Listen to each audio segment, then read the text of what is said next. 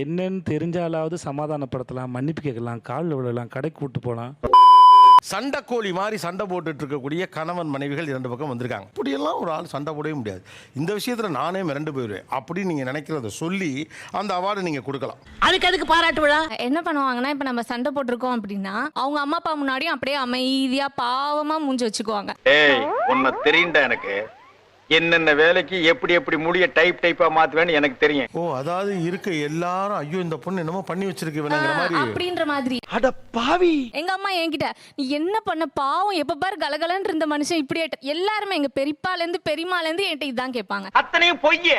பாவமா தான் உட்கார்ந்துருப்பாங்க. அப்ப நமக்கே ஐயோ பாவமா இருக்கு இந்த பொண்ணு, இந்த பிள்ளைய போய் எப்படி திட்டுறது அப்படின்னு நமக்கு தோணுது. எதுவுமே நடக்காத மாதிரி ரியாக்ஷன் காட்டுற அந்த மூஞ்சி எங்கடா வாங்கின நீ? நீங்க தான் அவார்டு கொடுக்கணும். கொடுங்க அவருக்கு, பாவப்பட்டவருக்கு.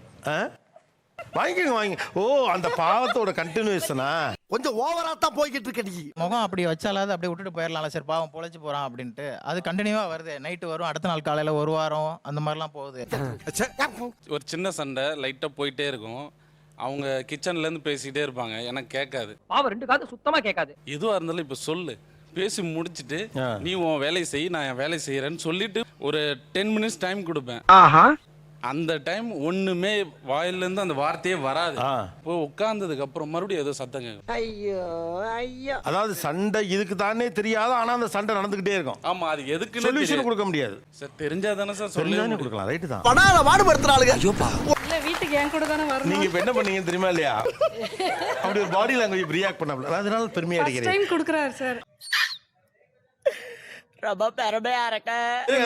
அத சொன்னாதான் என்னென்ன சொல்லக்கூடாது, அவரா தெரிஞ்சுக்கணும். நீ ரொம்ப ஓவரா போயிட்டு இருக்க. என் பொறுமைக்கு ஒரு அளவு இருக்கு சார். எனக்கு இதுவே பாதி பிரச்சனை சார். அது என்னன்னு கண்டுபிடிக்கிறதுக்கே நமக்கு தனியா மூளை தேவைப்படுது. யார் பத்த பிள்ளைங்க? எதல நம்ம தப்பு பண்ணோம்? காலைல டிஃபன் சாப்பிட்டோமே, நம்ம அவளுக்கு சாம்பார் வாங்கி கொடுத்தோமா? அவளே போய் வாங்கி வந்தாலே நம்மள அடிச்சிட்டு அவங்க அழ ஆரம்பிச்சாங்க. நீ என்ன அவ்ளோ பெரிய அப்பா டக்கறா? இல்ல சார், ஆக்சுவலா வந்து எனக்கு அடிச்சமே அப்படிங்க கவலை இல்ல. என்னப்பா சொல்ற? அதுக்காக அவர் வந்து அடிக்க போறாருன்னு தெரிஞ்சிருச்சு. அப்போ நான் வேணுனே யாரும் இருக்க மாட்டாங்க.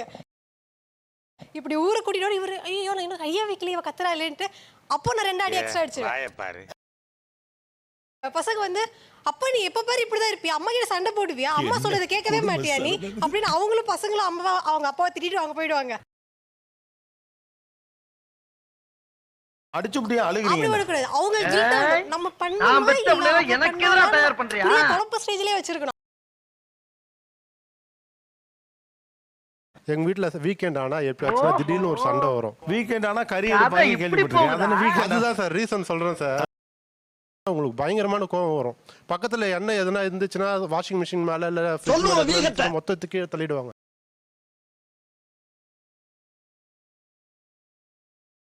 பொம்பளைக்கு அடக்க இருக்கணும், அகம்பாவ இருக்க கூடாது, பொறுமை இருக்கணும், போக்கிரித்தனம் இருக்க கூடாது. அவங்களுடைய கோவத்தை கண்ட்ரோலே பண்ண முடியாம நான் என்ன பண்ணிடுவேன், போன் எடுத்து அவங்க அப்பாவுக்கு நான் அவங்க அப்பாவுக்கு ஃபோன் பண்றேன்னு சொல்லுவேன். நான் குமார் அவசரப்பட்டிய நீ ஒன்னே எங்க அப்பாவுக்கு ஃபோன் பண்ண வேண்டாம், அடுத்த வெள்ளிக்கிழமை வந்து கிளைண்ட் லீவ் வருது, நான் ஊருக்கு போய் பேசிக்கிறேன் அப்படின்னுவாங்க. நீ அப்படி வரியா? ஆனா அவங்க ஆபீஸ் கேலண்டரை கரெக்டா நோட் பண்றாங்க அப்படின்றத நான் இப்ப ரீசெண்டா தான் கண்டுபிடிச்சேன். பெரிய விஷயம். ஓ, வெள்ளிக்கிழமை லீவ் இருக்குன்னா அந்த வீக்ல ஒரு சண்டை உண்டு. அந்த வீக்ல ஒரு சண்டை உண்டு. சோ இவங்களை சரி பண்ணணும் அப்படின்னா நெக்ஸ்ட் வீக் ஊருக்கு கூட்டும் போனாதான் சரியாகும் அப்படின்ற மாதிரி கூட்டின்னு போயிடுவேன். அவ்வளவுக்கு கிரைண்டரா கிரைண்ட். அவர் என்ன சொல்லுவாரு, வா எங்க அம்மா வீட்டுக்கு போயிட்டு வந்துடலாம் அப்படின்னு சொல்லுவாரு. நான் அப்போ எங்க அம்மா வீட்டுக்கு நான் எப்ப சார் போக முடியும்? No comments. Simply where. இப்போ என்னோட கேள்வி என்னன்னா, நான் இந்த இடத்துல கூட சண்டை போட்டிருக்கோம். ஹாஸ்பிடல் என்னடி சொல்ற? 2 டேஸா ஸ்டொமக் பெயின் அதிகமா இருந்துட்டு ஹாஸ்பிடல் போகும்போது அப்பெண்டிட்டிஸ் இருக்கு, இமிடியேட்டா லாப்ரோஸ்கோபி சர்ஜரி பண்ணணும் அப்படின்னு சொன்னாங்க. சரி. நைட் சர்ஜரிலாம் முடிச்சுட்டு எனக்கு ரொம்ப த்ரோட் பெயின். அவங்க தான் அட்டெண்டரா இருக்காங்க, என் கூட சப்போர்ட்டா இருப்பாங்க நினைச்சா அவங்க கொரட்டை விட்டு நல்லா தூங்குறாங்க. தூங்கி விட்டேனாம், அதை பெரிய துக்கமாக பேசுகிறார்கள். எனக்கு ரொம்ப கோவம் வந்துருச்சு, பிடிச்சி எழுப்பி விட்டு நல்லா திட்டி விட்டேன். ஆனா அந்த தொண்டை வலியில எந்திரிச்சு கத்திருக்கீங்களா? என்ன யோசிச்சேன்னா என் ஹஸ்பண்ட் தூங்காம எனக்காக உட்கார்ந்து இருக்கணும் அப்படின்னு யோசிச்சேன். அதாவது அவர் தூங்கக்கூடாது. ஆமா. உன் மனசுல நீ என்னடி நினைச்சிட்டு இருக்க? என்ன நினைச்சிட்டு இருக்க? அது ஹீரோயிசம். நம்ம வந்து தூங்காம பாத்துக்கணும், அதுதான் அவங்க இம்பார்ட்டன்ட் தவிர நம்ம வந்து தூங்கிட்டோன்றது இம்பார்ட்டன்ட் கிடையாது. உங்களுக்கு அறிவோ அறிவுனே. அது எனக்கு அந்த ஃபீல் கொடுத்துருக்கணும்ல அவங்க. எதுக்கு அது என்ன ஃபீல்? அவங்க ஆல்ரெடி வள்ளியில இருக்காங்க, அவங்க எந்த ஃபீல் எதிர்பார்க்கறாங்க பாத்தீங்களா? அதான் நான் கேட்குறேன், எனக்கே புரியலையே. ஃபீலிங்கா? என்ன ஃபீலிங்? ஏன் தியாகம் தேவைப்படுது? நைட்டெல்லாம் அவர் கண்ணு முழிச்சே இருந்தாரு. ஏன்னா நான் அவங்களுக்காகவும் பேபிக்காகவும் நான் நிறைய சாக்ரிஃபைஸ் பண்ணியிருப்பேன். அதுக்கு என்னப்பா? தூங்கினாதான் நெக்ஸ்ட் டே நம்ம வந்து அவங்களுக்கு திருப்பி அவங்கள நம்ம பார்க்கணும். ஆமா, மறுநாள் பார்க்கணும்ல அவரு. மண்டக்க பேசினா ஒரு மனுஷன் என்னதாப்பா பண்ண முடியும்ப்பா? அது அந்த இடத்துல அவ்வளவு மெச்சூர்டா யோசிக்க தெரியல. ஒரு ஒய்ஃபா தான் நான் யோசிச்சேன். மெச்சூரிட்டிக்கும் ஒய்ஃபுக்கும் சம்பந்தமே இல்லாத மாதிரி சொல்றீங்க. எப்படி நம்மால் பின்றேன் பாரு. குடும்பங்கிறது மனைவிங்கிறது என்ன? பிராக்டிக்கல் மெச்சூரிட்டி தானே. ஏன் இதை ரொமான்டிசைஸ் பண்றீங்கன்னு கேட்கிறேன். ஒரு சினிமால ஒரு சீன் மாதிரி உனக்கு தெரியுது, நம்ம ஊர் ஜனங்களுக்கு தெரியலையே. உங்களுக்கு வந்து ஒரு எக்ஸைட்மெண்ட், ஒரு இது தேவைப்படுதா? நைட்டு ஃபுல்லா தூங்கலையா, முழிச்சேவா இருந்தீங்க அப்படின்னு கேட்கணும் போல இருக்கா? ஆமா. என்ன சொல்றீங்க? ட்ரெஸ் கடையில் சண்டை வரும் சார். எதுக்குன்னு கேட்டா அவங்களுக்கு கார்ட்டூன் பிடிக்குமா சார், அதுக்கு டாம் அண்ட் ஜெரி ட்ரெஸ் வேணுமா சார். யாரா இவனுங்க? எங்கிருந்துடா வந்துக்கிறானுங்க? அவங்க கார்ட்டூன்ல வரா சார் அவங்க. சார் அது மேல ஒரு கிரேஸ் தாங்க சார். சரி, ஆனா கடையில் இல்லைன்னா என்ன பண்ண முடியும்? அதுக்கு எதுக்கு சண்டை போடுறீங்க? சார் தேடி கொடுக்கணும் இல்லைங்க சார் எனக்கு. லூஸ் இல்லனே மென்டல். சார் நான் பிளே ஸ்டேஷன் கேட்டிருக்கேன் சார். பிளே ஸ்டேஷன் கேட்டது நான் விளையாண்டு கெட்டு போயிடும்னா வேலை செய்ய மாட்டேனா சார், அது வாங்கி தர மாட்டாங்க சார். எங்கயா போங்கடா, ஏன்டா நீங்களாம் இப்படி இருக்கீங்க? இல்லை, நான் என்ன கேட்குறேன், நீங்கள் 2 பேருமே திருந்துங்கிறேன். இப்போ தனியாக திருந்துறது முடியாது, நீங்கள் ஃபேமிலியாகவே திருந்தணும்னு நினைக்கிறேன். இப்போ எனக்கு அந்த குழந்தைய நினச்சி தான் கவலையாக இருக்குது. குழந்தைக்கு என்ன வயசு சார்? 3 வயசு சார். அந்த பிள்ளை உங்கள்கிட்ட என்னதான் கேட்கும்? ஓகே, வேற எந்த இடத்துல எல்லாம் சண்டை போட்டுருக்கு? நடு ரோட்டில் சட்டம். நடு ரோட்ல எனக்கு ஒரு டீ சாப்பிடணும் போல இருக்குன்னு மட்டும்தான் சொல்லியிருந்தாங்க. நாங்கள் போகிற வேல வந்துட்டு ஒரு 5 கிலோமீட்டர் வரைக்கும் டீ கடை எதுவுமே இல்லை. இதெல்லாம் நம்புற மாதிரி அங்க இருக்குது. வண்டி நிப்பாட்ட சொல்லிட்டாங்க. நிறுத்து, நீ நான் போறேன், இறங்கி போறேன் அப்படின்ட்டாங்க. எனக்கு சடனா என்ன பண்றதுன்னு ஒண்ணுமே புரியல. 2-3 டைம் ரிப்பீட்டடா சொல்லிட்டே இருக்க வேண்டியதா இருக்கு. கடையெல்லாம் இருக்கும், இன்னும் கொஞ்சம் போலாம், இன்னும் போலாம், இன்னும் போலான்ட்டு கடை இல்லாத ஏரியாவுக்கு போயிடுவாங்க. சார் இப்படியே தான் சார் பண்ணிட்டே இருப்பாரு. சாப்பாடு வாங்கி கொடுங்க அப்படின்னு சொன்னா அவர் மைண்ட்ல வேற ஏதோ போயிட்டு இருக்கும். பெரும்பாலும் இன்னொன்று இருக்கு, பெண்கள் நல்லா நிம்மதியா சாப்பிட்டாங்கன்னாவே சண்டை வராது. ஓஹோ. தேட்டர்ல சார். என்ன தேட்டர்ல என்ன சண்டை? என்னென்ன போற வழியில டிக்கெட் புக் பண்ணிட்டேன். நீங்க புக் பண்ணதுனால இப்போ எல்லாருக்கும் நான் வழி விட வேண்டியதா இருக்கு. நான் எப்போ படத்தை பாக்குறது? ஆனா இது புதுசா இருக்குனே, புதுசா இருக்கு. டிக்கெட் கூட புக் பண்ண தெரியாது உனக்கு அப்படின்னு சொல்லிட்டு ரொம்ப பிரச்சனை. மறுபடியும் வேற டிக்கெட் புக் பண்ணி கூட்டு போறேன்னா அதெல்லாம் இல்லை, நான் இன்னைக்கு இந்த படம் இந்த ஷோ இப்போதான் பார்க்கணும். சபா இப்பவே கண்ணை கட்டுது. அந்த 2 பேர் கிராஸ் பண்ணதுக்கு அவங்க ஏன் கிராஸ் பண்ணணும் இப்போ? இப்ப படம் ஓடிட்டு சண்டை போடுறாங்களா? ஆமா சார். அந்த எக்ஸிட்ல புக் பண்ணிட்டு இப்படியே தான் சார் உட்கார்ந்துட்டு இருக்கேன். எவ்வளவு பேர் போயிடுவாங்க? எவ்வளவு பேர் அப்படி போயிடுவாங்க? ஒரு 4-5 பேர். அவ்வளவுதான். பெரிய முந்திரி கொட்டை மாதிரி முந்திக்கிட்டு போன கோட்டை எடுத்து அமிச்சிட்டாரா? மிஞ்சி போனா ஒரு 3 சீன் எல்லாமே எனக்கு கட் ஆகுதுல சார். வேஸ்ட் தானே சார். நான் உட்கார்ந்துட்டு சரி, இப்போ நீங்க சண்டை போட்டதுல எத்தனை சீன் கட் ஆச்சு? ஐயோ.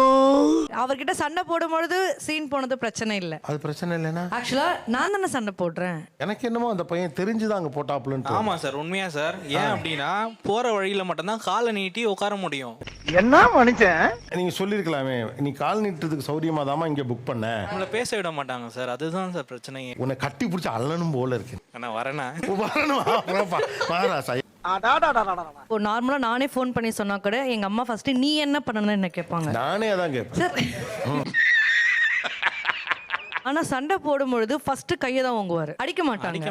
நான் அதுக்குள்ளேயும் ஒரு பெரிய ஒரு டிராமா ஒன்று கிரியேட் ஆயிடும். ரொம்ப பயங்கரமான ஆளா இருப்பாரோ. ஆனா அது யாருமே நம்ப மாட்டாங்க. யுவிக்கு கோவம் வருதுன்னா நீ எந்த அளவுக்கு நீ பேசியிருப்ப. வந்து ஒரு சண்டை நடந்துச்சு, அடிச்சிட்டாங்க. அதுல சத்தியமும் பண்ணி அடிச்சு அதுக்கப்புறம் வந்து அடிக்கிறதுலாம் கிடையாது. ஆனா அந்த கை வாங்கினாலே அந்த அடி ஞாபகம் வந்துடும். ஆளை பார்த்தா டம்மி பீஸா இருக்க, பயங்கரமான ஆளா இருக்கேடா. நம்மளால வந்து கண்ட்ரோலே பண்ண முடியாது. வந்து நம்ம அடிக்க மாட்டோம், சும்மா வந்து பயம் தான் முடுத்துவோம். அடிச்சிருவேன் அப்படின்னு சொல்றதுக்கே அவங்க வந்து என்ன பண்ணுவாங்க, நம்மளே அடிச்சிருவாங்க. எங்க வெளில கை வாங்கிருக்கீங்களா? ஓங்கணும் இல்ல. அங்கெல்லாம் கை வாங்காத நீங்க ஏன் மனைவிட்ட மட்டும் கை வாங்குறீங்க? ஐயோ, வெளியெல்லாம் காட்ட முடியாது சார், வேலை முக்கியம். நம்ம கை ஓங்கிட்டா நம்ம வீட்டுக்கு வர வேண்டியதா. இங்க அப்படி இல்ல சார். அவனை மாட்டாடா என் பம்பர கட்ட மண்டையா. சார் அப்படி இல்லை சார், நம்மளால சுச்சுவேஷன் ஹேண்டிலே பண்ண முடியல சார். அவங்க அப்ப வெளியில எப்படி இந்த கோபத்தை எல்லாம் ஹேண்டில் பண்றீங்க? சைலண்டாக தான் சார் இருப்போம். என்ன கொடுமை சரவணன். அப்போ அங்கே ஹேண்டில் பண்ண முடியற உங்களால் ஏன் இங்கே ஹேண்டில் பண்ண முடியல? என்ன அடித்தாலும் கொண்டாலும் நம்ம கிட்ட தானே இருக்க போகிறாங்க அப்படின்னும். அது வந்து உரிமையா மிஸ்யூஸா? மிஸ்யூஸ் தான். அப்புறம் அது எப்படி உரிமைன்னு சொல்ல முடியும்? எப்படி நம்மால் பின்றேன் பாரு. நீங்க சொன்ன டைலாக் அவர் சொல்லியிருக்காரு, நிறைய தடவை சொல்லியிருக்காரு. என்னன்னு? நான் நினைச்சேன்னா உன்னை என்ன வேணாலும் பண்ண முடியும், நானா உன் மேல கை வைக்க கூடாதுன்னு இருக்கேன், நீ கம்முன்னு இரு. போட்டு கொடுக்குறியா?